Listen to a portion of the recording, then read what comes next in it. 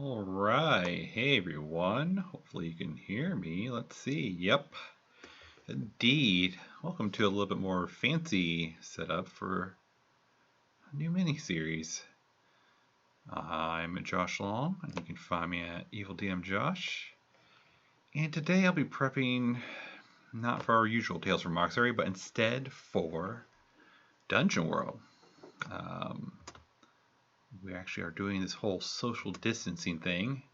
And as such, we cannot be in the studio for a while, who knows how long, and so we don't really want the quality to necessarily drop for the Godbound game for now. So we're going to take a little break and play Dungeon World by Sage Laturo and Adam Cobol. And so I'm just going to get right into it. I don't really know all the classes everyone's playing, but I got a general idea. I'm just going to kind of write them down first to keep myself in check. So I believe Dave is going to be a bard. Brother John is going to be a fighter. Amber is going to be a wizard. And John is going to be probably a ranger. And Chris initially said cleric, but he was the last one to pick. And he just thought, hey, he needed a healer. And I was like, do you really need a healer? Play what you want. So he might not be a cleric, which is fine. I think Dungeon World does a great job without a healer, especially with how spells work. Even though if you can be the healer, if you screw up that spell check at the very beginning, boom, no more healing. So hopefully you can do other stuff. So they are going to be part of an adventuring guild. This will take place in Mauxferry, but we're going to kind of bring the scope down a little bit, at least for right now, and just worry about just, a little bit. That is a great question, Shadow C64. So this series is going to be within Mauxferry, Tales, but it's not going to be following the evildoers or the characters from season 2 of the Godbound, of the system Godbound. So this is going to be following, more low life characters, more traditional adventurers, or very low level. Dungeon World only goes from level 1 to level 10, but statistically and fictionally, at least within Dungeon World, when you get to around level 10, you are pretty awesome. But they're starting at level 1. And so we're going to play this until we can meet again at the studio. So that could be in 2 weeks, very, very doubtful, or that could be in a couple months, probably more likely. And so we'll probably get at least 3 sessions out of this, if not more. And so we're just gonna... I played Dungeon World a fair amount in the past. Years and years ago, when I was running Evil as Evil Does, I was also playing Dungeon World at conventions and with people in Bloomington, Indiana, and kind of all around the state. And so it's been really fun. It's a really fun system. If you don't know how it functions, it's a mostly derived by a 2d6 mechanic system. So you take 2 6-sided dice and you roll them, and usually you apply a modifier, just like in D&D. There's Strength, Dex, Con, Int, Wisdom, and Charisma, and you can have a modifier from -3 to +3. And so there are certain moves that you roll, and all of them, almost all of them. There's a few that don't. But most of them you add one of your modifiers to. And so 1 to 6 is pretty much an absolute failure, and so I get to do something bad to the players. 7 to 9, they do the thing, or they mostly do the thing, or they get it's called a partial success, so they kind of get their way, but also there's a complication, or I get to do something. And then a 10 plus, they do the thing with very, very minimal, downside, if at all. And so, just like kind of like Blades in the Dark and those kinds of games, I won't really be rolling dice. It'll be the players rolling dice, and when they mess up, I get to do stuff. But just like in Blades of the Dark, there's going to be times where I'll just do some things just to get stuff moving. And so we will play that game. And when they roll to do damage, so compared to Blades in the Dark, they will roll to do damage and other kinds of actions that are resolved. And so depending on the class, they'll roll different sided dice. I believe, let's just look real quick. I also have a PDF of this I'll probably bring up in a little bit, but for example, let's see, Bard. Dave's the Bard. And the Bard, when they do damage, if they actually hit and do damage, it rolls a d6. But Brother John, who is the fighter, rolls a d10. And I think that is the best D-sided dice in that game. Maybe Paladin. Paladin is a d10 as well. So yeah, d10 is the most amount of damage you can do from a player perspective, unless you get a special move later on in the game. And so I was figuring, let's just kind of put them in a venturing guild, kind of bring it down a little bit in complexity or power, you could say. And so that's what we're going to give a go. I really like this system, and so I haven't really GM'd it much. I've been mostly a player, but there are fantastic games I've played and podcasts you can listen to as well that do Dungeon World. There's a podcast going on right now called Spot Lord that they play Dungeon World in. It's hilarious.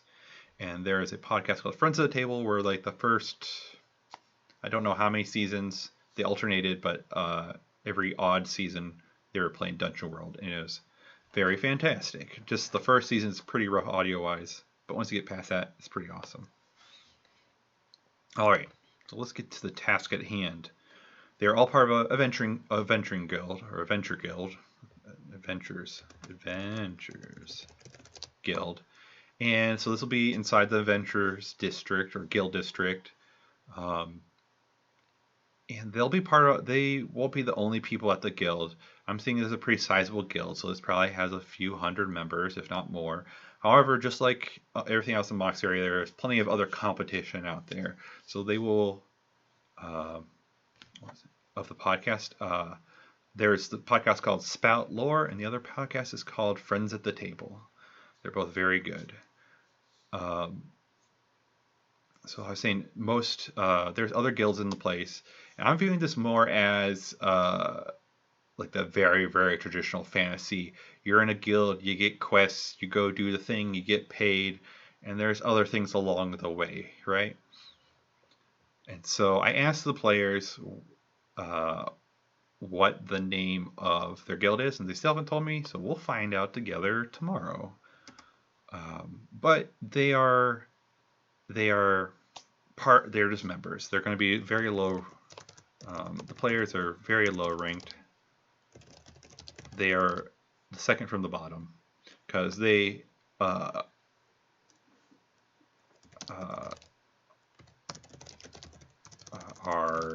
they had to pretty much do apprenticeship to begin with to get their rank to kind of do the quest themselves, you could say. And so I'm saying, hey, you're already past initiate, but I don't know what the names of these ranks are, and I think I'm going to ask the players that too. What are the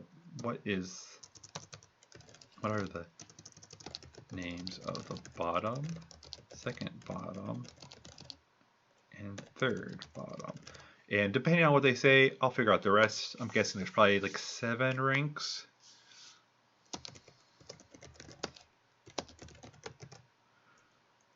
And so, starting out crap.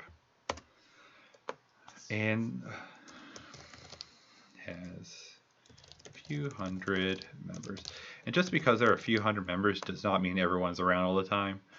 They are definitely not. People are always rotating in and out, going on adventures. So you don't always see the same people all the time. the person that there's of course staff, you know, there's like the head honcho. I don't know, but that's probably how they address the person, is the head honcho.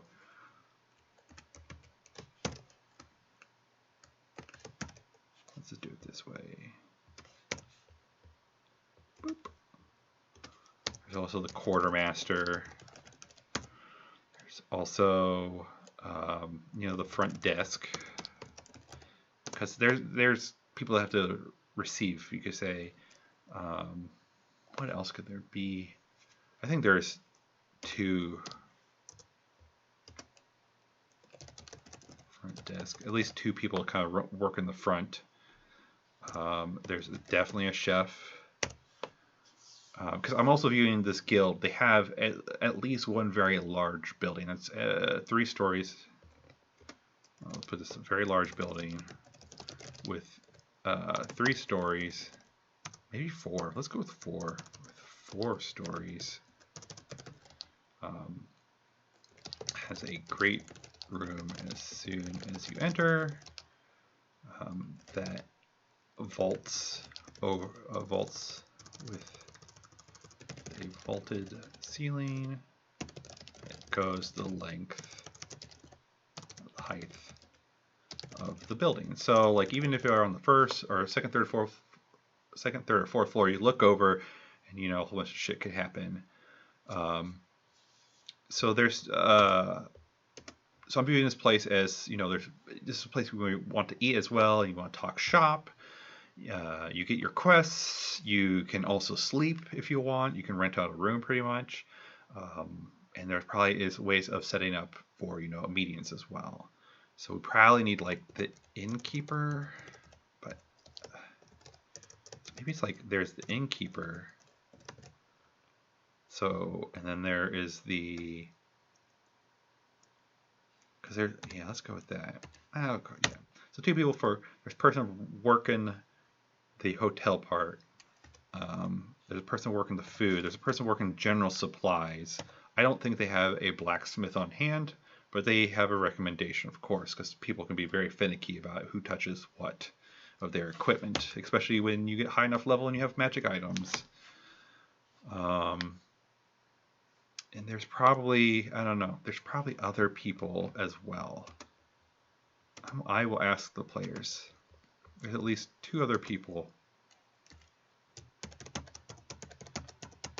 2 or 3 more people that do stuff.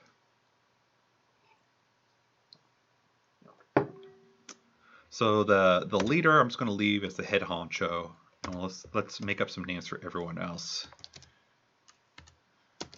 Probably should just do. So one of the front desk, I think it should be a male and female, or androgynous.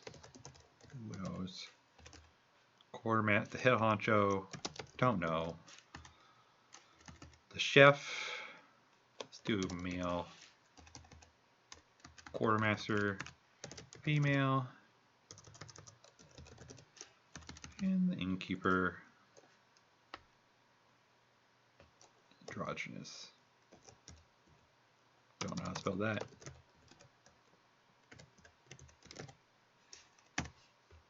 Nope. Close.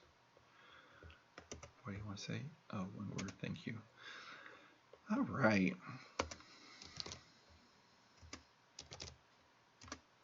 You need to think of names for these people.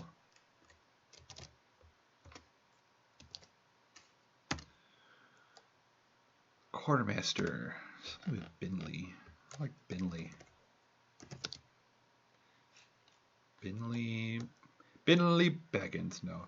Binley Brewhouse. Binley Brewhouse. The front desk. I don't know. Chef. I also need to think of races for these people.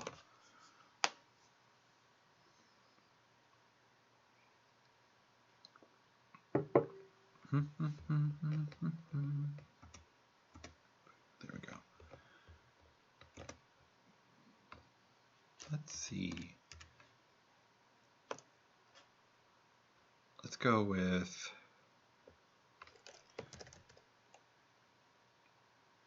half elf fae. What kind of fae? That's a great question. Maybe it's just partial fae.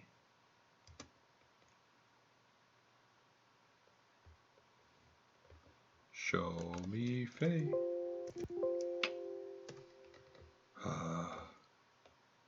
Wonder if it's not something that was open to those sprites. Okay.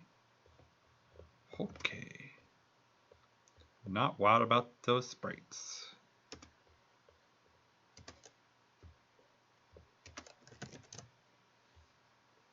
Maybe, let's do this. That's not what was interesting. We'll do human male and half elf female. Chef, what should the chef be? I want to either make the quartermaster or the chef a dwarf. I'll go with dwarf for. Oh wait, I just realized quartermaster is a female, so not Binley. That's the chef. Let's make them a dwarf.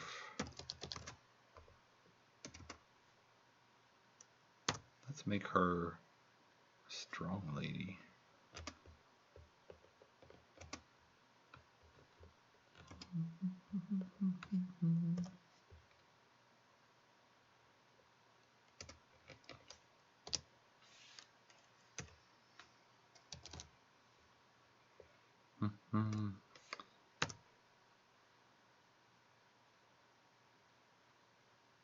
Tiefling? Sure, we'll go with Tiefling. Nope, can't do Chandra. Or did Chandra?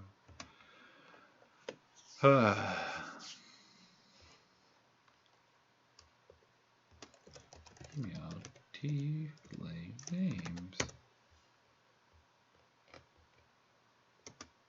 Hit me. These. Look. Chant sorrow. No. No. Pure? I guess. Could do it pure. Pure Chrysalis. Pure Marlies. So let's go with pure. What is their last name? Ritish. Pure Ritish. Pure piety. Pure, pure Fagoria. Vulneri? Pure Vulneri. Alright, let's go with that.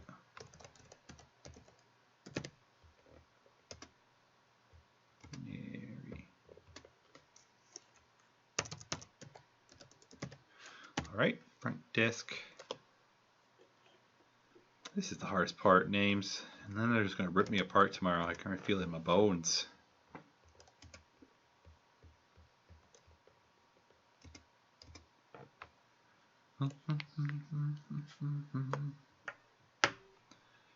Let's see. Human name. Health. Androgynous. ASMR? Maybe.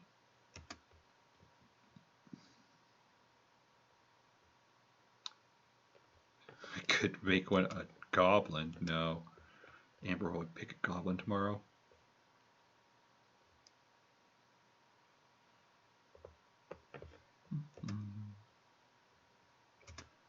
Show me the basic races. Human, dwarf, elf, gnome. Oh, gnome would be pretty good, but I already did a halfling. That would be pretty good. Let's go with gnome, yes, for the innkeeper.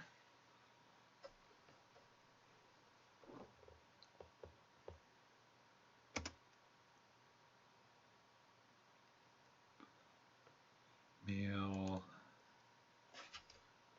Let's keep on rolling with it, I guess. Human. Wow, they give full names for the humans. What's with that?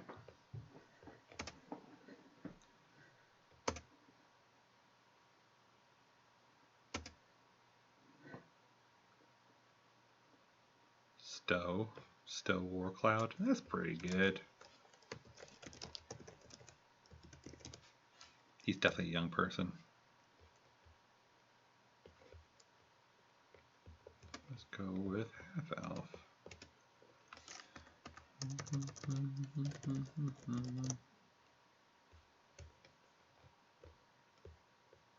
Female. Ilithyris? No.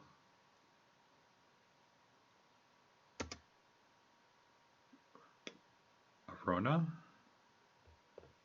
Brona. Sure. Arona half tree.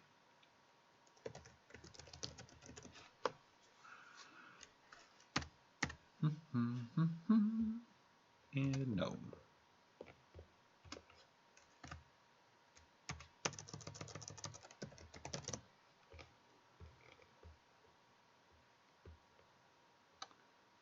Oh, they don't have androgynous no name.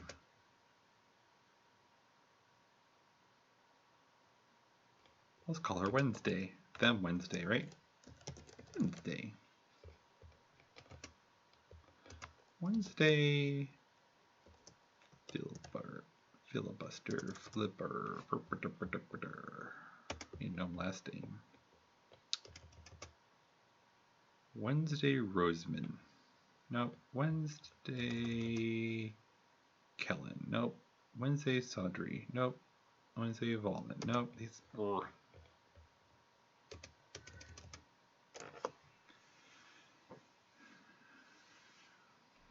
Oh. Wednesday Breezery. Breezery.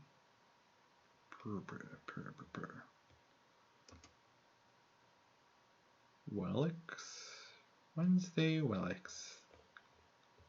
Alright.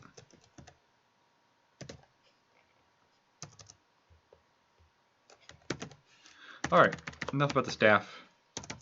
Now on to... Let's do this. Why you do this? Boop, boop, boop, boop. Boop, boop. Alright, so their quest, or, yeah, quest or job, their job.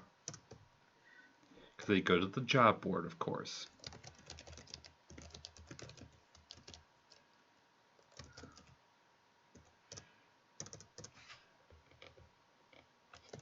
Retrieve eggs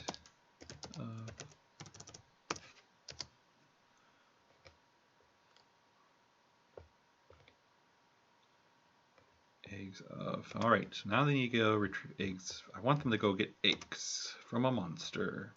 Because then we can get a little Lost Raven. Oh, who's Lost Raven? Whose name is that? Or is that the job as a Lost Raven?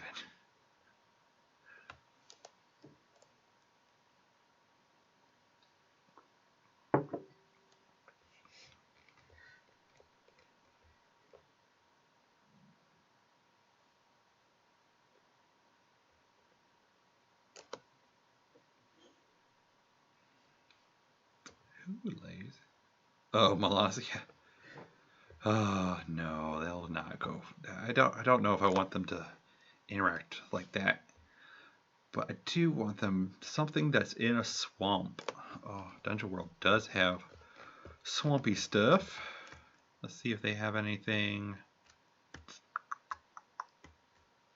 Swamp Denizen 243. Hook me up. 243.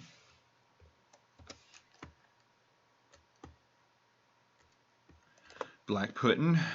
Codal. I forget what those look like.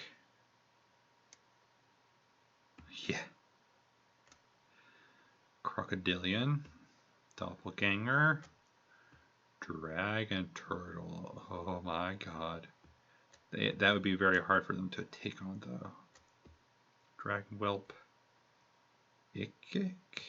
Ugly wrinkled bird folk. Race of angelic men from high, but now they eat rats and they fish from the murk with talon feet and devour with needle teeth. They understand the tongues of men and dwarves, but speak in little more than gibbering tongues.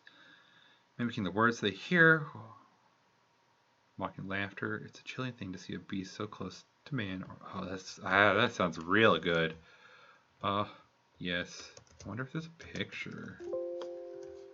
Hook me up. Oh, it is a thing. Oh, yes. Yes, most likely those. We're talking about something like this. Straight up dig art. Terrifying, yet great. I wonder if there's anything else. Frogman, no. Hydra, too hard. Cobalt? The question is, do kobolds lay eggs?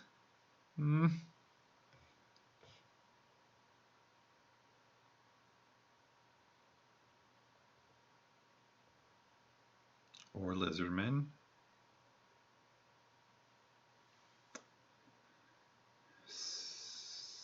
Salkin?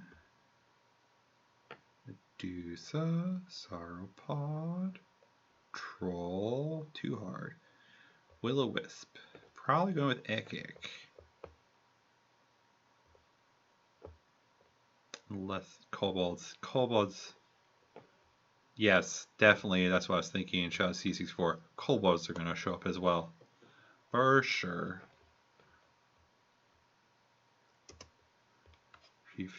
Eggs of... Eggs. See? Page. Because they're probably going to ask, and I'm going to need to internalize that. They are on page 247.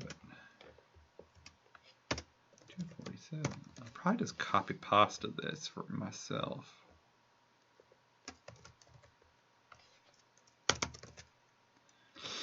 Not the best, but alright. So they're able to fly. That'll be very interesting. Ugly wrinkled bird folk. Once maybe in some ancient past they were a race of angelic men from high, but now they eat rats and they fish, murk long talon feet and devour with needle teeth. They understand the tongues of men and dwarves, but speak in little more than gibbering tongues, mimicking the words they were mocking laughter. It is a chilling thing. So they can attack from air and carry out the bidding of a more powerful creature. I guess that may be maybe that's the... I'm going to use the kobolds, but I don't think it's going to be in this opposition.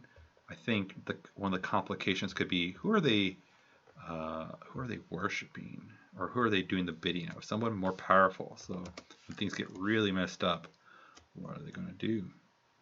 So who else could be in Crocodilian? It's a really, really big crocodile. Seriously, so much big instinct to eat. But they're just people, okay? Or no, they're not people. What is a kotal?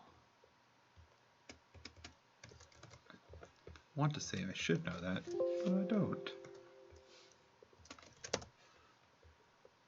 Oh, those things. Yeah, they could be doing the bidding for one of those. That'd be real messed up. Let's see. The gods granted... As in direct defiance of the decay and filth of the world, the gods granted us the kotal. As they say, there is beauty even in the grim place. A serpent in flight on jeweled wings. These beautiful creatures glow with soft blah blah blah, bright white blah blah. You might be able to make a trade with it in exchange for some favors. They seek to cleanse and to purge and to make of this dark world a better one. Oh, never mind. They would not be serving a kotal. Maybe make like crocodilian people. That sounds real good. Or doppelganger? No. Or dragon whelp. Ooh. Hachimachi. Those things are real tough. It would fuck up players. So to give you an example of like why some of these things are really tough is as you do earlier, most players roll a damage between a 6 and a 10. And there really isn't modifiers unless there's a rule or equipment that say otherwise. Some people do get modifiers to the damage, but a lot of times what you roll is what you're doing for damage.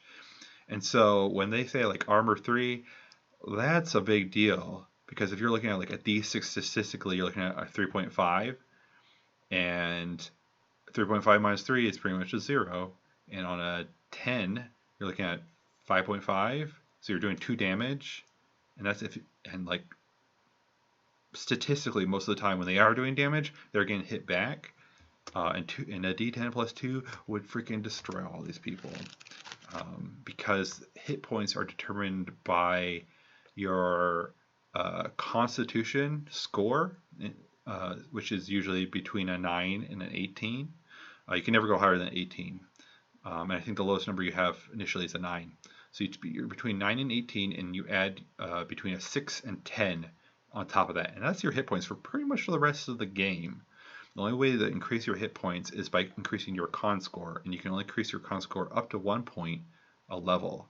And usually you want to use that 1 point to increase another ability instead. So like your base character is like, it is what it is for most of the game until you get certain moves that allow you to be more of what you want to be. But there's a lot of moves to pick from, and so it's always a hard choice, but it's wonderful. So a 3 armor, big deal. Get real effed up. Oh, Ikik have a armor 1 and they're a horde. Ooh. I think I'm going to do like a crocodilian like race. Yeah. We're going to do crocodilian race, almost like lizardmen. We could just do lizardmen, because the kobolds, I guess I need to establish a little bit more. Gosh, so many ideas already. So we can do lizardmen. They are 6 hit points and 2 armor. Kind of a big deal. Do a lot of damage. Or big issue. I think we'll do lizardmen. We will definitely have those kobolds, though. Don't you worry. Need to drink water. With all this working from home, I've been talking a lot. Not even for this stream, but in general for my work. And I talk differently on microphone versus in person. That would be a cluster. Kobolds hunting eggs, lizardmen hunting kobolds. Possibly. I need to probably finish off this job and then we'll get into more details. At the job board, retrieve eggs. One can find a nest of them in the swamps west of plains west of Mauxferry.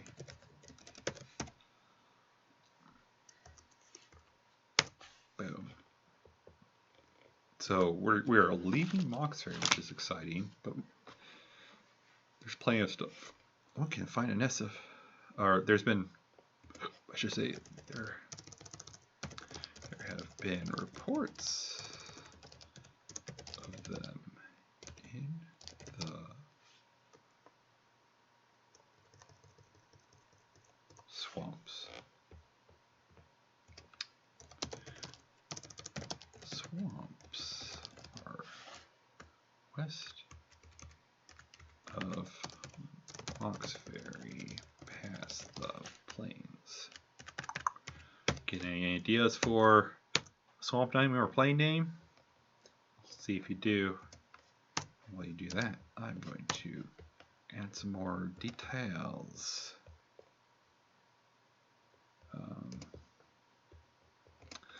Along the way, we will need to do a... I'm not even going to open up the PDF because it's faster to go here. You'll need to there's a move called Undertake a Perilous Journey. You need to undertake a perilous journey, which is on page 75.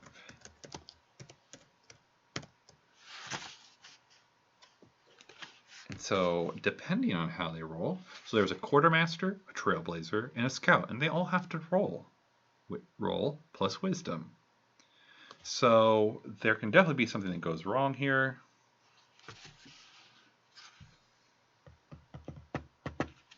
Question is, what could go wrong?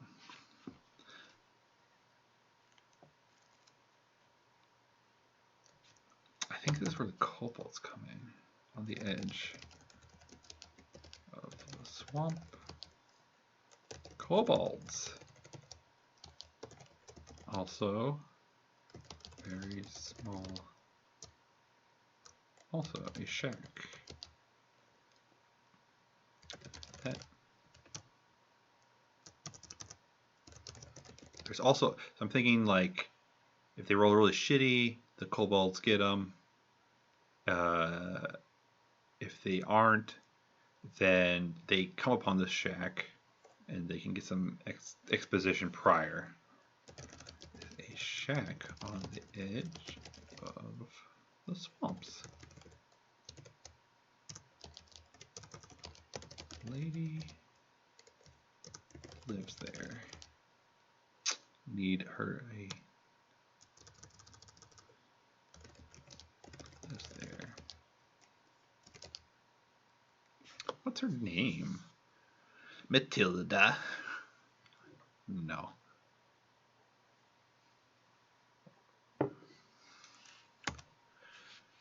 Let's give some kobold stats. Horde, small, stealthy, intelligent, organized. Summer. Oh, they can lay a trap. Oh, yes. Lay a trap. Can't wait.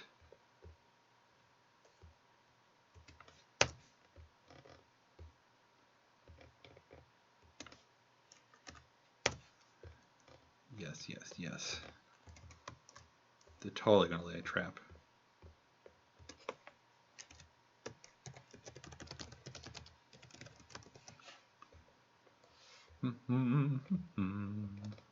Hick.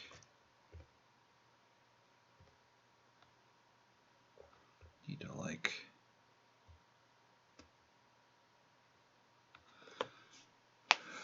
All right. What's that lady's name?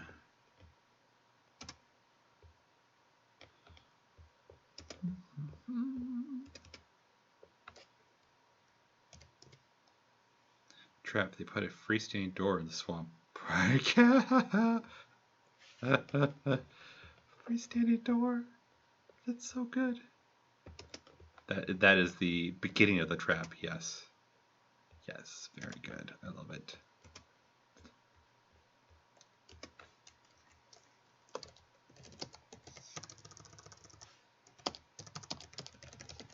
A freestanding door. Nice.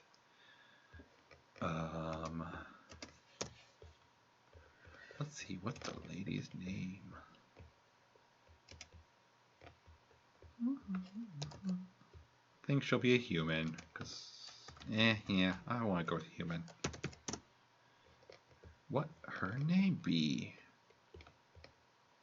Female names. Rira. Ray Glizox. No. Hizo. Nope. Let's keep on going. Feldre? Feldra. Feldra. Duvavro. Feldra Duvavro. I like that.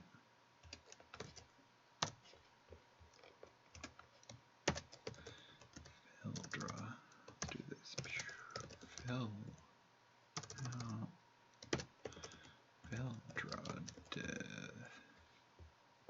Yet again, they'll be like, Josh. Duvavro.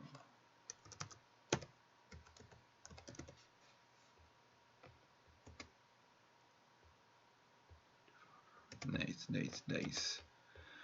And we'll see what they do with that. Because another thing about with Dungeon World is there's a lot of it is about like fiction first. And here I'm just gonna quote part of the book. Um, these are like kind of like the GM's agenda, you could say, or principles. Draw maps, leave blanks, address the characters, not the players. Embrace the fantastic. Make a move that follows. Never speak the name of your move. Give every monster life. Name every person. Ask questions and use the answers. Be a fan of the characters. Think dangerous. Begin and end with the fiction, and think off screen too.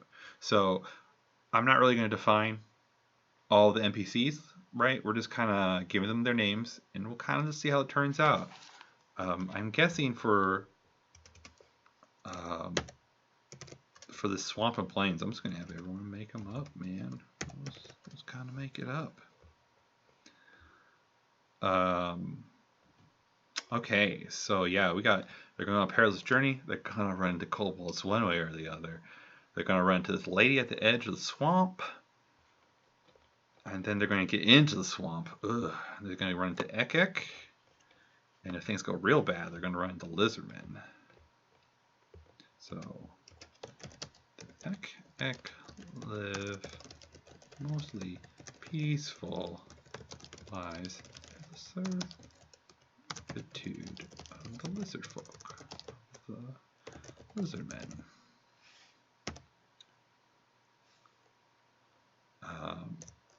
They like to taunt and chatter and mimic their prey, their intelligent prey, all while laughing. There we go. Do we need anything else than that?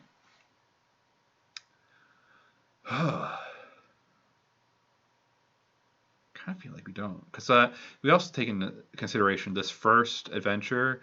We're going to have some introduction at the beginning. People are going to be kind of slow because it's going to be all remote, and also there's going to be a lot of time eaten up. So if we kind of look at this at the beginning, we have the introduction is 1, the Adventure Guild in general is 2, the Undertake Perilous Journey is 3. Swamp Lady might be a 4th by itself. Then we actually have Get Into the Swamp. Yeah, we got a lot going on. We already have like probably 5 things, if not more, that's going to happen, and that'll eat a fair amount of our time. So let's just leave that there as that. We'll kind of find out to see what happens for how the Ekek have their situation.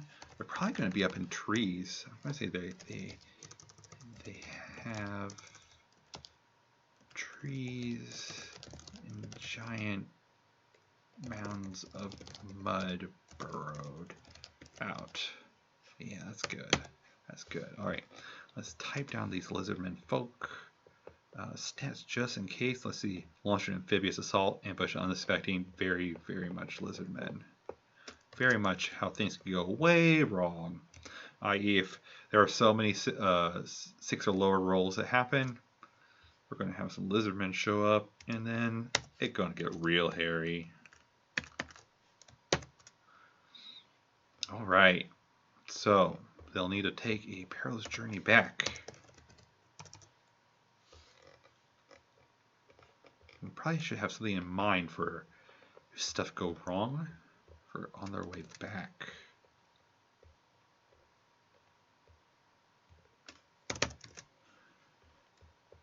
We need to take a perilous journey to get back. Maybe we kind of leave it open-ended because there could be a lot of stuff that shows up from all this other interaction, because the Ekek aren't really smart, but the lady at the river at the edge is. Are kobolds smart? Let's see if kobolds are smart, or if they can talk. So they have a dragon connection. Some are want to lump these little rat-like dragon men in with goblins and orcs, bugbears and hobgoblins. They are smarter and wiser than their kin, however. The kobolds are beholden as slaves to dragons, and were in ancient times their lord keepers, sorcerer servants. Their clans with names like Iron Scale and White Wing form around a dragon master that lived to serve and do its bidding. Spawning a kobold means more are near, and if more are near, then a mighty dragon cannot be far behind. Oh shit! Either instinct to serve dragons. Oh my gosh. Oh my gosh. Dragons. Gotta. Don't forget. Kobolds serve dragons.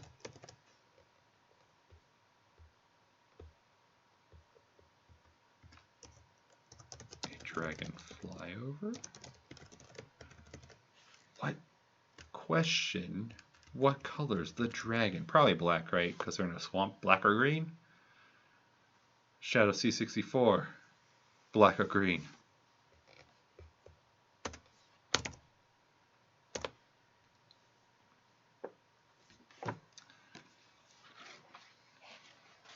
While you look that up or think about that, I'm going to look up another move.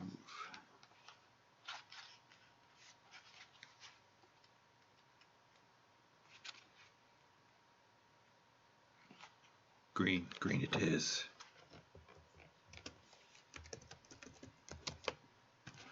Alright. Assuming they'll get back, which they most likely will. I don't know how intact or if someone's dead or two. Blacks are thought. What? Tougher, I think. Yeah, you're probably right. Alright, so there is a move called...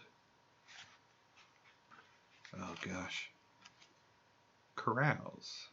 When you return triumphant, throw a big party, spend 100 coins and roll +1 for every extra 100 coins. We have to figure out the reward. So I'm going to prompt them to do a carouse. Get back prompt to carouse. Page, I think that's 90 something. I really want to do a carouse as well because page 77, because I've never seen it be used in any of the games I played or seen other people play or talked to people that played or podcasts. So I want to see what the hell this does. Like I can read what it does, but I want to see it in action because I've never seen it in action. Carouse with an E.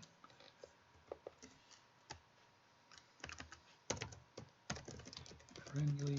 Oh yeah. I also prompted all my players to have a friendly and enemy NPC, so they may just show up throughout any of this time. Have NPCs.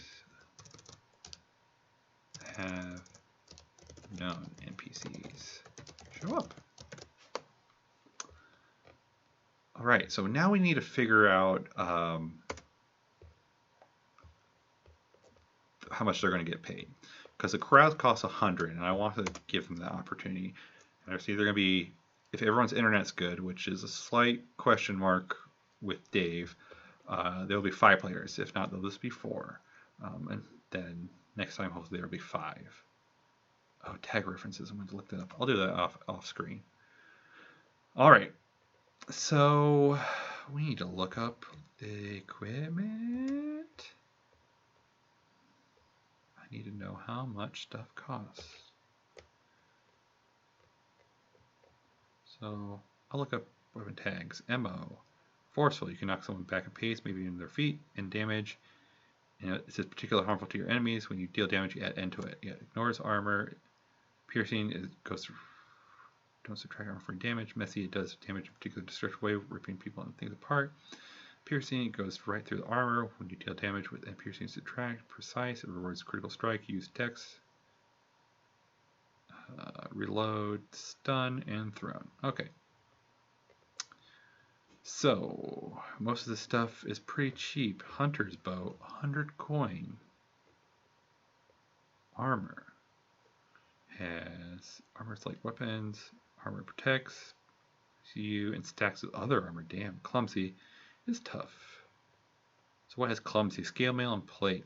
Plate is 350 gold. Dungeon gear. It's 20 coin. Most of them have dungeon gear. Some will have healing potions. I think I want to give them all 100 coin? 100 coin. So then if I do corrals, they can all spend 20 coin. That probably sounds right. Oh, here we go. Services. A week stay at a peasant inn. A week stay at a civilized inn. So they're already paying 30 coin minus charisma. A week stay in the fanciest inn in town. So they're monthly pay for enlistment in army. A week's unskilled mundane labor. Custom item from a blacksmith. Base item plus 50 coin. A knight's companionship 20. Escort for a day long. Oh, here we go. Escort for a day along a bandit infested road 20. Escort for a day long monster infested road 54. Run of the mill killing. It's only 5. And assassination 120. Healing from it. And meals. Transport. I guess we'll go with like, oh, here we go. A cottage is 500. A house is 2,500. So yeah, probably about 500 gold. Ooh, bribes. Peasant dowry, 20 minus charisma. Protection for a small business, 100. An offer you can't refuse, 500 minus charisma. Yeah, so probably about 500. Gifts and finery. Because the other thing is I'm going to make them pay for upkeep. So I think 100 is probably good. Hordes. Here we go. Lizardman trinket. 5 coin. Keep that in mind. Look at, okay. Should probably put that somewhere. Maybe.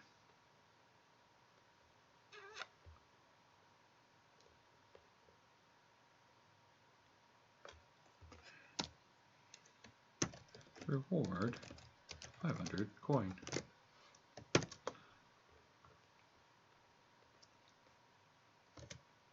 Let's see, a dragon's amount of coins and gems. A lot. An orc war chief's tribute, a priceless sword, 80 coin.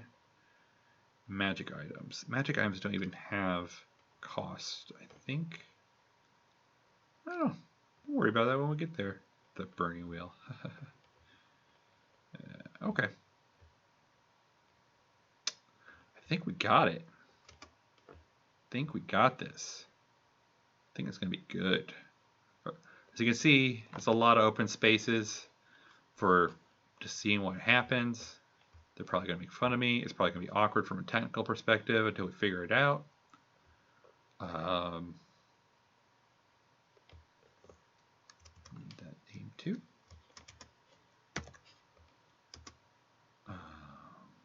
Going to need that and that. We're going to need these.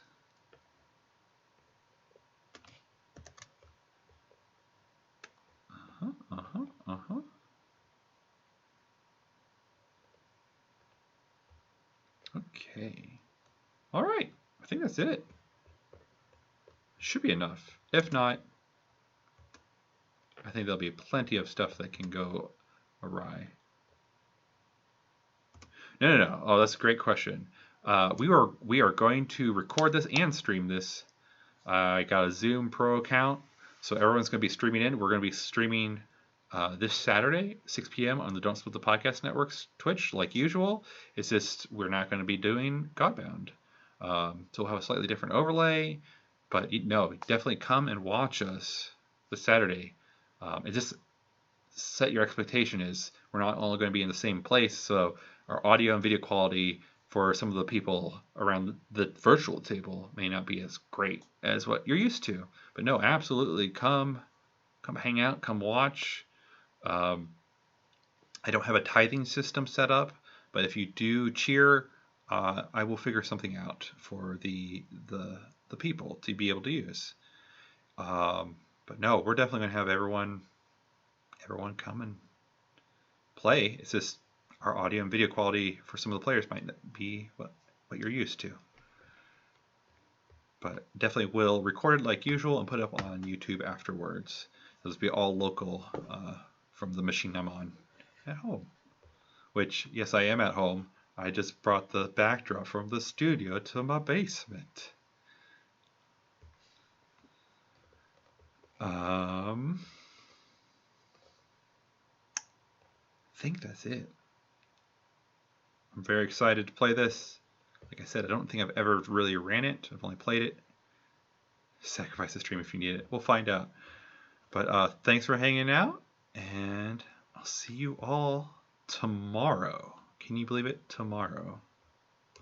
But till then, see ya.